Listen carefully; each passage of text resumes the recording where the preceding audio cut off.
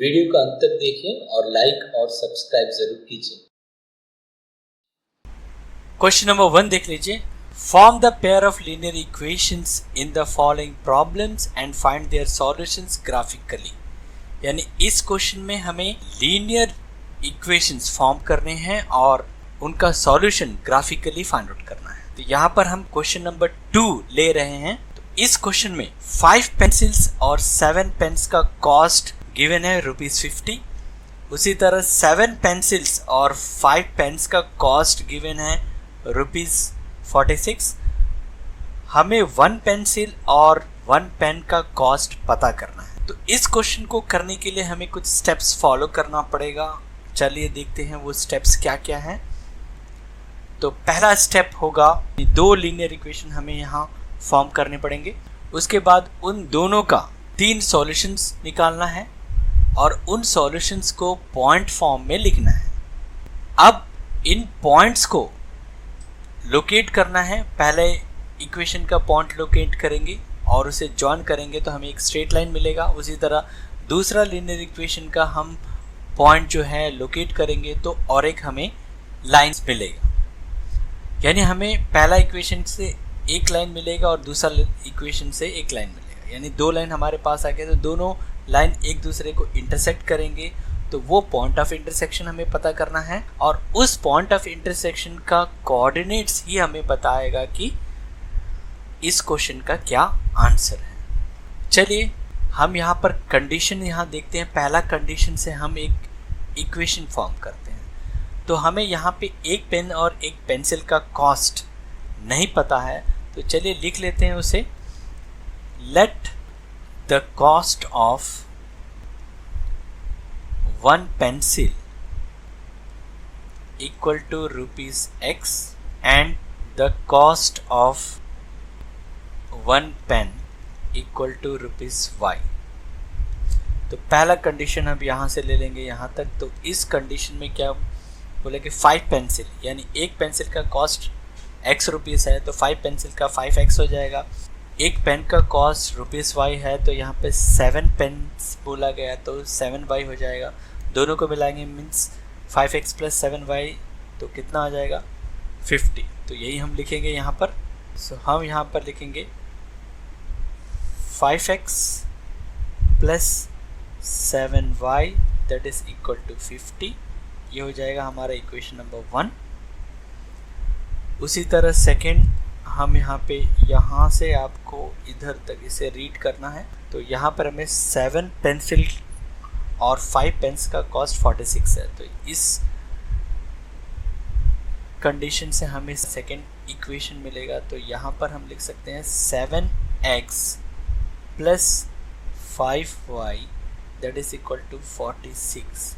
ये हमारा second equation हो जाएगा। अब सॉल्व करेंगे पहला equation. So from equation 1, so 5x equal to 50 minus 7y, so x equal to यहाँ पर आ जाएगा 50 minus 7y divided by 5। अब यहाँ पर y का वैल्यू यानी 3 सॉल्यूशन हमें पता करना है। तो हम y का वैल्यू यहाँ पुट करेंगे और सॉल्व करने के बाद x का वैल्यू निकालेंगे। तो पहला हम y का वैल्यू यहाँ ले लेते हैं 3। So x equal to 50 minus 7 into 3 divided by 5 यानी 50 minus 21 by 5, so 28 by 5, so answer 5.8। Next y का वैल्यू हम ले लेते हैं 5, सो x का आंसर हम यहाँ पर निकालेंगे तो 50 सेम इसी तरह है जैसे पहले ऊपर हमने फर्स्ट वैल्यू के लिए सेम इसी तरह सॉल्व करना है। तो यहाँ पर आ जाएगा 5, सो 50 minus 35, सो 15 by 5 यानी 3।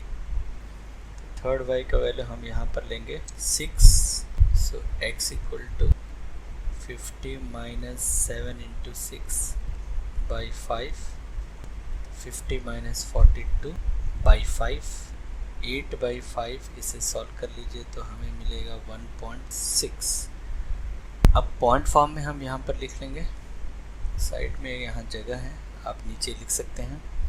तो हम यहाँ पॉइंट फॉर्म में लिखेंगे तो पहला पॉइंट 5.8, 3, सेकेंड पॉइंट होगा हमारा 3, 5 और थर्ड पॉइंट होगा हमारा 1.6, इसे हम लोकेट कर लेंगे और ज्वाइन करेंगे तो एक स्ट्रेट लाइन मिलेगा। सेम इसी तरह हमने पहला इक्वेशन को का 3 सॉल्यूशन पता किया, अब सेकेंड इक्वेशन हम लेंगे और उसका 3 सॉल्यूशंस फाइंड आउट करेंगे। तो सेकेंड इक्वेशन फ्रॉम इक्वेशन 2, तो 5y equal to 46 minus 7x, so y equal to आ जाएगा 46 minus 7x by 5। इसे सॉल्व करना है, यहाँ पे x का वैल्यू पहले लेना है, x का वैल्यू 3 लेंगे, सो y equal to 46 minus 21 by 5 यानी 25 by 5, 5। नेक्स्ट x का वैल्यू 4 ले लेते हैं, x equal to 4, so y equal to 18 by 5 यानी ये हो जाएगा 3.6। नेक्स्ट x का वैल्यू ले लीजिए 5, सो y इक्वल टू 11 by 5 यानी 2.2। जितना फास्ट करेंगे उतना टाइम आपको बचेगा और आगे का क्वेश्चन सॉल्व करने के लिए मिलेगा आपको। तो एग्ज़ाम में थोड़ा याद रखना है कि थोड़ा आप फास्ट करना है, प्रैक्टिस ज़्यादा करना है।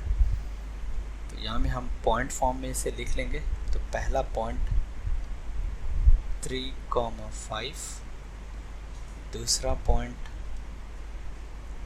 4, 3.6 और तीसरा पॉइंट 5,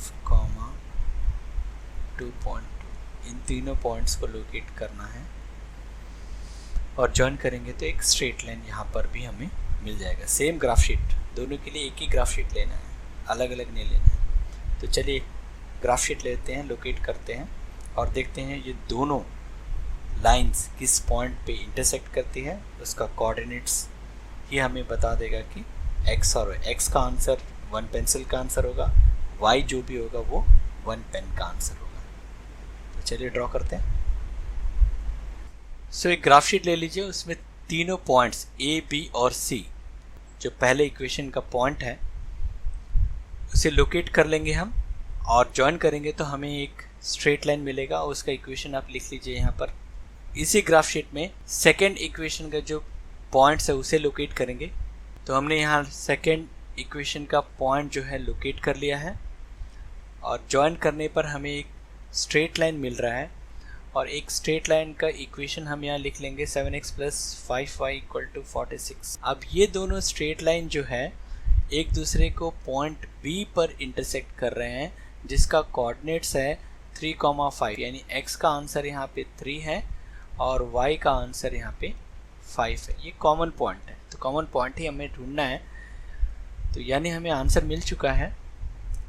तो x means the cost of 1 pencil. याद कीजिए, एक पेंसिल को हमने ₹x लिया था, तो यहाँ पे x का वैल्यू आ चुका है, तो ₹3 हो चुका है यहाँ में cost of 1 pencil and cost of 1 pen. 1 pen हमने y लिया था, तो यहाँ पे y का आंसर हमें मिल चुका है 5, तो कॉस्ट ऑफ 1 पेन 5 आ रहा है। यानी यही हमारा ये सॉल्यूशन है इस क्वेश्चन का।